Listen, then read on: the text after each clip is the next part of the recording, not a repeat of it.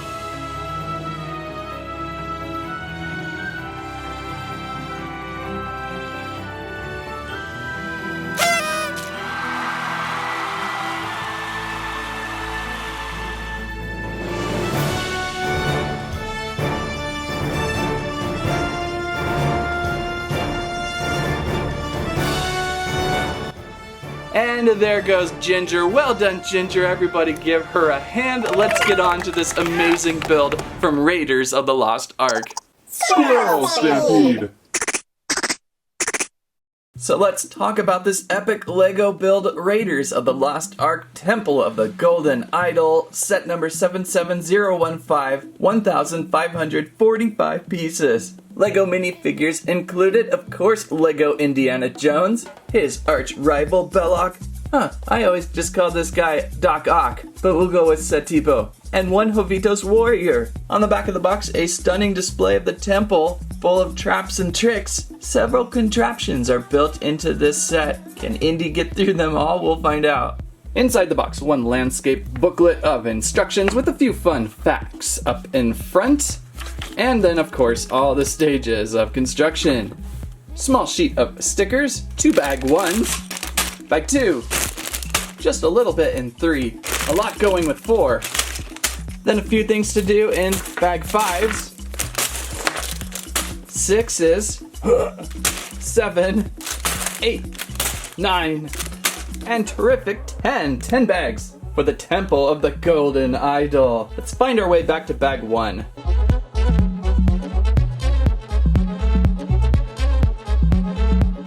So for bags 1, 2, and 3, we're going to build the entrance.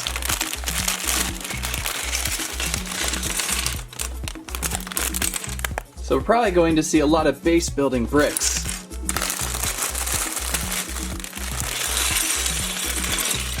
And somewhere inside of here, we should be finding Belloc and Jovito's warrior. So the minifigure's in here somewhere.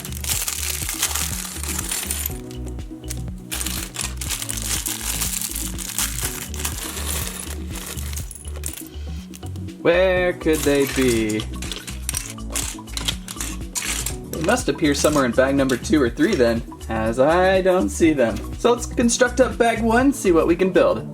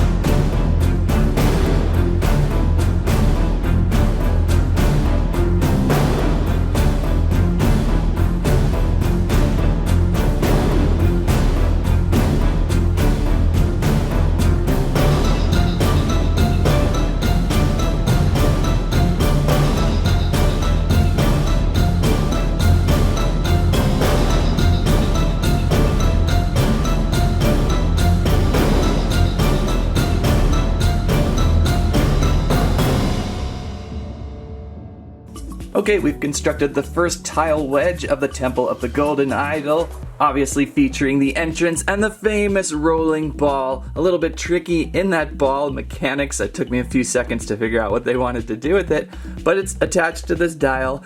You roll the dial and the ball comes tumbling down. Really pretty cool mechanism. It even locks up top if you want to hold it up high or if you just want to have it down low. It even just kind of rolls by itself. Once you kind of let it go from that lock, it'll just glide right down. We even have Indy's competitor right down here, the skeleton, killed by the spikes over here. Down back here you can see the mechanism. A little tricky. What I had accidentally done is there's a post that I placed into this actual arc piece with the gears. I placed it into one of these holes and then it locked, but what you really want is just this pin to glide underneath this arc, and then it works just fine. It rotates all the way up and all the way back down. So pretty ingenious little item right there. And then there's the front. There's the front of the temple. Walk on inside if you dare. Pretty good so far. Little skull details on the base. And now we're going to move on to the central section.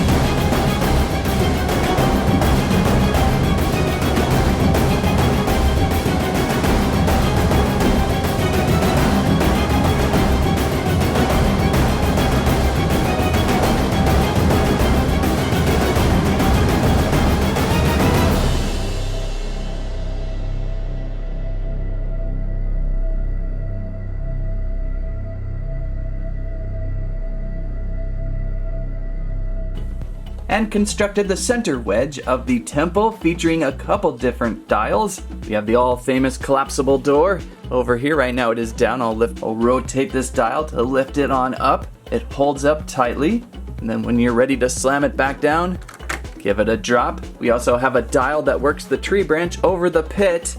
Can't really tell what's going on yet until we get Indy on there, so for now we'll just kind of move on. Mostly just a decorative center to tie the front and back together. So with that, we move on to the final 4 bags and finish up this temple.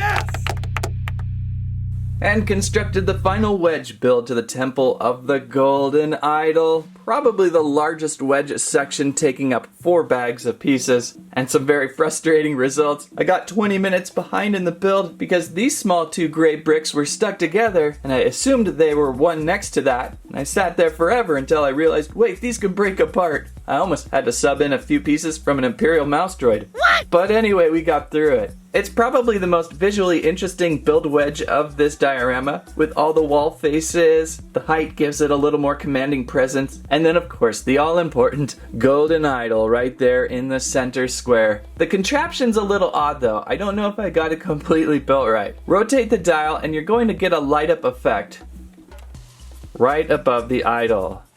Let's see if we can lower the lights and see that better. So rotate again, and it glows your idol. That's so cool. But I think it's supposed to also knock down that front statue. If you recall, in the movie, Indy switches it with a bag of sand, which we do have included, and then of course everything starts to shake. Now maybe by rotating this a whole bunch like this, you do kind of shake the room. I can see the head shake back there. I don't know, maybe I did something wrong with the contraption. Let's swing around to the back and take a look at it, as there's a lot going on. And looking at the instructions, I feel pretty confident building it right. I think what's happening and getting mine stuck are the 2 ball post studs here on the edge of the Technic pieces. They hang over in the back of these brown loopy things, these brown curvy arch pieces, and it kind of locks it in place. So when you go to turn your dial, there's really no way of that thing bumping out. Now you can kind of set it yourself and get it just a little bit, but then it's gonna start to swing out pretty quickly. So I'm still kind of working on that. I'll see if other people have had the same issue or if I just built it wrong. That's possible. Because look at all the Technic gears and pieces and beams and bands and chains. That's probably the most awkward contraption I built, but it does squeeze down that light brick pretty well up top. So it might take a little bit of fancy work, get a spider stuck under there or something. And again, from this side, if that head were to fall, what I've been currently doing is, from the back, you can just give it a playful nudge, and there it goes. It kind of falls forward and hangs there. You would kind of think more elements of the room would fall apart, but that's not the case. Everything is embedded pretty well solid in there. I guess that's for the better. It would be a lot of placing back together. By the way, check out these pieces on the wall. I don't know if there's some Disney influences in here, but I swear that one looks like Goofy. This one kind of looks like the cat from Alice in Wonderland. Is that true? Not sure what the rest of these look like. There's a traditional Lego man's head though. Maybe something from Marvel? Some really great sticker faces though. So one more time, let's see if we can get Indy and Satipo through the Temple of the Golden Idol. It starts at the front entrance. It's hardly noticeable, it is there. Indy has a small bag that he can fill up with pretend sand, and they begin to move inside the temple. Watch out, senor. One thing I forgot to mention about this front room is all the great spiders. We've got 3 big spiders inside. One up top on this web. I kind of wish this web would swing down. It's made to just kind of use as a roof. But a really funny feature I just noticed, poor Satipo has spiders all over his back, just like you would see from their actual quest through the temple. So now Indy can continue to move on, and that door feature, that's a pretty good mechanism. So Indy's gonna head over here and onto the pit in which he needs to whip across. Currently there's a straight whip piece included. That's kind of what the whip would look like extended. It's just a stick with a clip on there. But now we can swing Indy across back and forth from the pit. It's a shame they couldn't have made the pit a little deeper. It's just black to kind of accentuate a deep, dark pit. And obviously the set would have to be bricks tall to make a deep pit, but it's kind of a bummer. I don't know why. I want to see a little deeper pit. But it's kind of reflective and eerie. I like that part. So Indy can swing on over and head to the idol room. Don't forget Satipo. So now we're over the main idol room again, and it's nicely quoted here on the front tile here. Raiders of the Lost Ark, let us hurry, there's nothing to fear here, says Satipo. And Indy, that's what scares me. And you can see all the different little trap buttons on the floor here. I almost wish one of them up front activated. There's even a character statue piece here, or they even could have built one right here and had something launch a dart back at them. That would have been really cool. I think I almost would have rather seen a shooting dart back at them than what we got with this glowing thing. That thing just isn't too exciting. But you can only do so many contraptions, right? So now Indy does the great bag switch. Luckily he can hold on to that golden idol, and then everything goes crazy. and he's got to get out of there. Of course, Satipo swings across first. Then Satipo famously says, "You throw me the idol, I throw you the whip." Indy is forced to throw the idol, and Satipo says, "Adios, senor," going through the door, and it begins to fall. Indy then takes a running jump, barely makes it, grabs onto a vine, and pulls himself through just before the door shuts. On the other end, Indy finds poor Satipo crushed by spikes and gets the idol back, only to be chased by a giant rolling boulder. Now, if you get this just right, you may send Indy tumbling out the entrance, but you have to hit it just right.